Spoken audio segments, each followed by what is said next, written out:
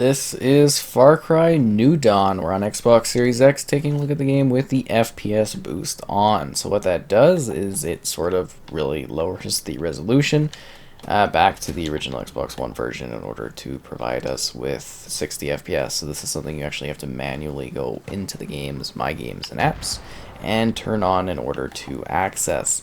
And with that, you sacrifice the native 4K resolution for 1080p, and you do benefit from getting 60 FPS. I personally think it's quite a bit of a downgrade in regards to what is typically actually a really lovely and just generally gorgeous game. But of course, the decision is entirely up to you. You do still get HDR, which, you know, is nice, but yeah, just the flowers and stuff like that really don't pop like they usually do on this one, because this really is quite a gorgeous game. If you're not familiar with what this is a continuation to, I don't know if I want to get rid of my pistol, crap. This is a continuation to Far Cry 5, taking place, well, basically, you know, when the apocalypse has happened. You are, you know, coming into the middle of this, dealing with these twisted sisters, and you are trying to help out your people, maybe meeting some familiar friends if you've played, well, Far Cry 5. Oh, whew. If you've played Far Cry 5, you'll, you know, be running into familiar faces throughout the entirety of the story, and I think that was actually kind of really interesting how that was handled. Now, obviously, being a shooter and being open world, you know, having open world 60 FPS shooting is quite awesome. The game does have hunting elements as well if you want to, you know, do your hunting thing, but it's largely the same map. If you saw Far Cry 5, I did a video with the FPS Boost, and I was kind of like, hey, you can see the difference here. But so yeah, it's basically the same map here, but they've just sort of like, you know, kind of carved things out, shrunken things, added some different stuff, threw on a little bit of a flower-esque apocalypse. It's neat because it's not like the typical apocalyptic games in that you actually have a very luscious, colorful, different punk-infused sort of environment that I think is really cool. It's neat revisiting the places you've probably been to and seeing them all destroyed. It's just the quality drop is the quality drop is just rather you know, insane in my opinion, just because it is such a significant lowering of the quality. Because like I said, this is actually a very lovely looking game, right? But yeah, no, it's definitely missing a lot of that. It's hard to kind of, like, things almost blur together, the flowers and stuff. Like, you can tell they're flowers, but they blur a lot more than they necessarily should, which is a little disappointing. But we're gonna fast travel over to the Chop Shop, which is like the downtown area. So this one's more about kind of protecting a base almost. Like, they definitely went in a very different direction. So typically, you know, Far Cry franchise-wise, you get your main Far Cry game, and then you get like a weird, quirky spin-off. That's not typically. It's like, you know, like Blood Dragon stuff, you know, sometimes. But the main gist of it is they kind of do some, you know, wild things with stuff, and they play around with the concepts, and they have fun with it, and then they definitely provide something that is a little bit crazy, but yeah, it's definitely got some neat moments to it. It's got some neat sense of vehicles and stuff you can use, and having this frame rate is really quite nice. I mean, you move around really swiftly, and it still keeps the color, you know, vibrancy and stuff. It just, yeah, I don't know. It's really up to you, right? That's the thing. You can choose. Do you want, you know, that high frame rate or the lower resolution, or do you want the high resolution or the lower frame rate? It's whatever you want to go with. And yeah, like I was saying, if you watch the Far Cry 5 video that I did on the FPS Boost, oh nice, you can of course be seeing the difference here between the town center and what it's like traditionally in the past of this series. Like I said, it's a very, very different sort of world coming in here. Everything's been just, you know, kind of destroyed, and you're dealing with what's left, which is kind of funny. Like, the bar is gone, guys. Not the bar. Or is that kind of the bar over there? Let me take a look at this. Kinda? Can't go inside or anything. Yeah, it's just kind of like a really sad end of the world type scenario, but that's the gist of what this game is supposed to be, is like a pumped up apocalypse. We'll quickly go through the church where you can see some of the side houses there. Everything's been converted into like this weird, colorful, insanely, again, punk poppin' apocalyptic wasteland. Oh, and then they got the, how did these outhouses even get in there? That's what I want to know. Well, not outhouses, they're like porta potties. Anyways, doesn't matter. It's a twisted world, but it's got cool colors to it. It's got cool vibrancy to it. You know, it's definitely just like a weird sort of situation. Why isn't there just like a dual side-by-side vehicle here? Whatever.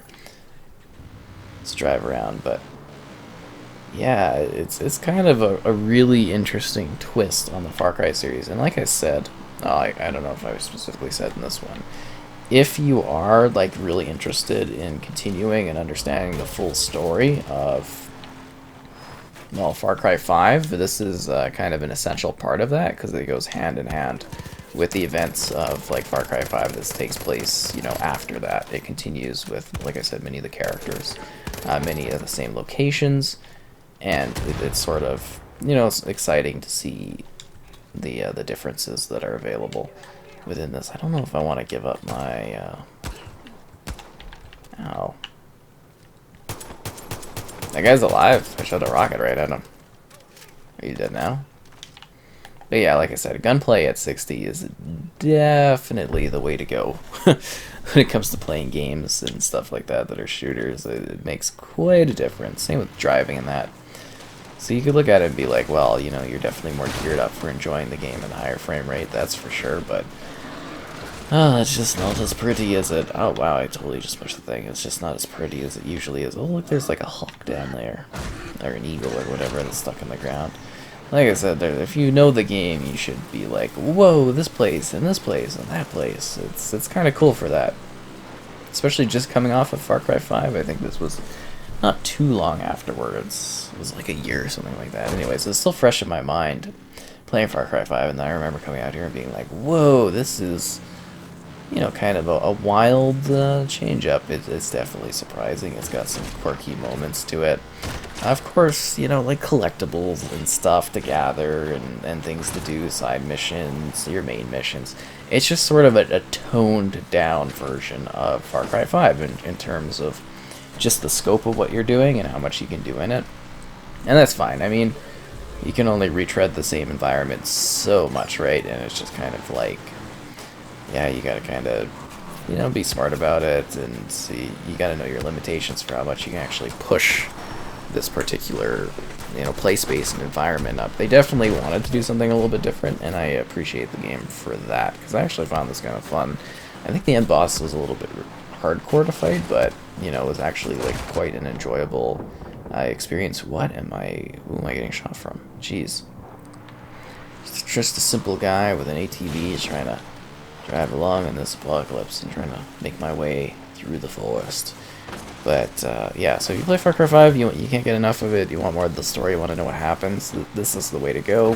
If you're not too interested in Far Cry 5, I don't think this one is necessarily going to fully draw you into the experience of what these games have had to offer, but I still think it's kind of a little bit fun. It is like tribal guys. Hello there, folks. Oh, that's a crazed buffalo thing. Are they gonna fight it all tribal-like? It's almost like Far Cry Far Cry Primal. The throwing knife did nothing.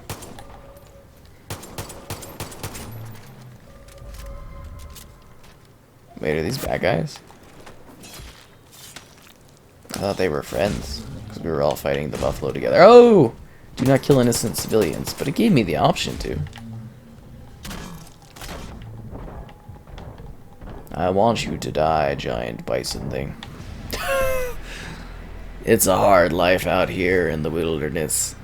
That's for sure. But, you know, open world environment, things to see, loads better. You get like a bit of a scripted story if you want to go through it. There's just not necessarily like a whole lot to really go over in this one.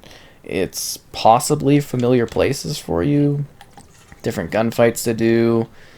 switch ups on the core mechanics and some surprises along the way as you deal with, various enemies and problems. The weird twisted sister setup, and it has its moments. I think it's definitely a bit fun, a bit quirky, but I don't really have much else to say past that. I mean, the FPS boost is kind of a neat thing to see, but just like Far Cry 5, it like completely butchers the resolution quality of the experience. So I don't necessarily think that this is going to be the perfect solution for everyone. And I hope in the future, maybe someday we get, we don't have to sacrifice the resolution. I think that would be, really cool to see at some point. And I kind of am having the imagination, playing through these games and seeing the downgrade there, that we will actually see this at some point. And they've probably already set it aside so that, when the extra power comes, they can do it. I know we've got a lot of power here, but I'm sure, even further down the road, things are going to get, more and more power, right? That's just how tech kind of goes, especially in gaming. What is this guy doing? But, yeah, I think there's a lot of potential for this game to actually be looking beautiful and hopefully playing it at 60 FPS someday, and I hope that that is actually achieved. Is it like a bobcat thing? What is that going along there? Kill the bad guy. Oh, and you get some really gnarly, weird weapons in this one. I seem to just keep running out of ammo, though, so that's a bit of an issue. Ow. Could you not move so I could revive you? Okay, well, I'm on fire. Everyone's on fire. The fire keeps spreading. I don't even know what's going on. Okay, they're dead. Their friend is terrified. What a wacky situation. How are you? Are you okay, miss? Can I talk to you? It says talk, but it doesn't give me the option to talk. Maybe she doesn't want to talk right now. She did just witness her friend, I don't know, maybe even possibly lover, just get, like, incinerated right in front of her, so that's probably pretty traumatizing. Anyways, Far Cry New Dawn, FPS boost, smooth, silky, cool, different.